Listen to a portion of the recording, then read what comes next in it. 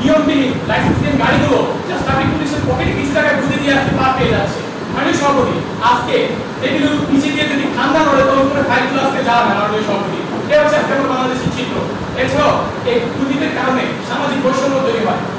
দুর্নীতিবাজরা রাতারাতি আঙুল ফুলে কলা গাছ হয়ে যায়, আর গরিব থেকে আরো গরিব পথ, যেটা কার্ল মার্কস তার শ্রেণী সংখ্যা উল্লেখ করেছে।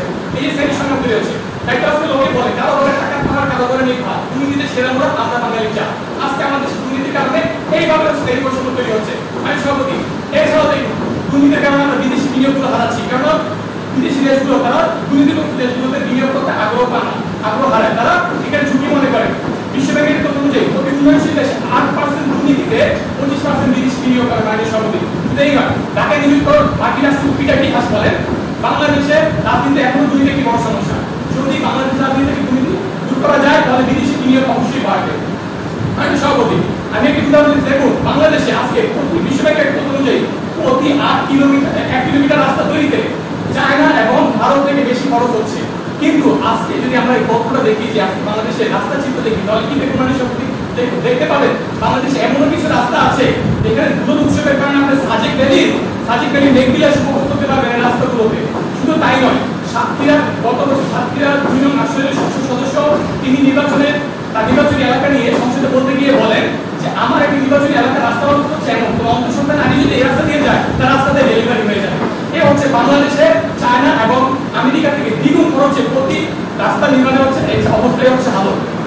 এছাড়াও মাননীয় সভাপতি, দুর্নীতির কারণে এই দুর্নীতিতে আমরা এখনই সোচ্চার না হই তাহলে শুধু সম্পদ অপূর্ণতা দিয়ে আমাদের দেশকে কেনা যাবে না। দেখেন সম্পদ অপূর্ণতা ধারণা বা অজুহাত মাত্র, কেননা সম্পদের ঘাটতি আপনি সঠিক ব্যবস্থাপনার মাধ্যমে কাটিয়ে ওঠা সম্ভব।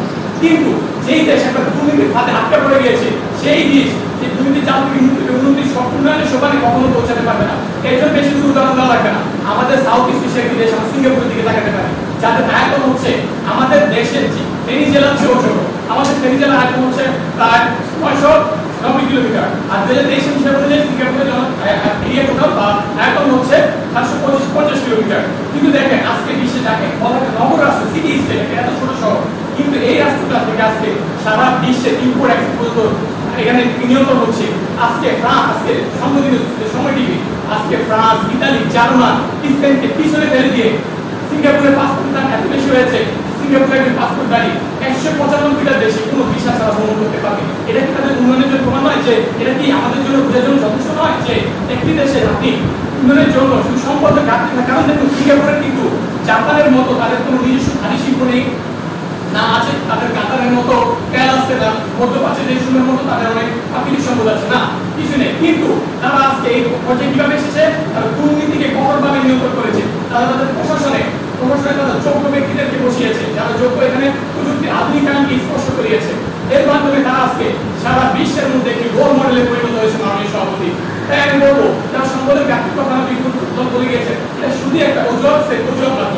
শেখ বঙ্গবন্ধু শেখ মুজিবুর রহমান সেই কথা বলে দিতে চাই, বলে স্মরণ করে দিতে চাই। তিনি বলেছেন যে জাতিকে আমার সোনার বাংলা করতে হলে national must United against corruption, জাতিকে দুর্নীতির বিরুদ্ধে একত্রিত হতে হবে।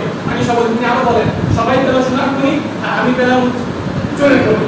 আমি সভাপতি, এই দুর্নীতির করার নাশে আজকে আমাদের সমাজ চেয়ে গিয়েছে। যদি দুর্নীতিকে আমরা সমাজ থেকে উৎপাদ করতে পারি, নির্মূল করতে পারি, তাহলে একমাত্র আমাদের দেশের উন্নতি সম্ভব। এছাড়াও দেখুন গত 16 বছরে যদি যুগান্তরের রিপোর্ট বলছে গত 16 বছরে আমাদের দেশ থেকে যে $1 মিলিয়ন টাকা পাচার হয়েছে তা দিয়ে একটি দুটি নয়, 10টি 20টি নয়, 32টি পথে শুধু বাংলাদেশ বানানো সভাপতি। তাহলে যে দেশে কবিও বলে গেছেন গণতান্ত্রিক পুষ্টি করা আমাদের এই বসুন্ধরা, তার মাঝে আছে দেশে সকল দেশের সেরা। এর মানে আমাদের দেশে সম্পদের ঘাটতি নয়, যতটুকু সম্পদ আছে অতটুকু আমরা যদি সিঙ্গাপুরকে আগে বাঁধতে পারি, তাদেরকে দেখে আমরা যদি এগিয়ে চলে যাই, অবশ্যই আমাদের দেশ উন্নতি সম্ভব। কেন নয়? কিন্তু দুর্নীতি হচ্ছে আমাদের দেশের বড় একটা প্রধান বাধা হিসেবে হয়ে গিয়েছে।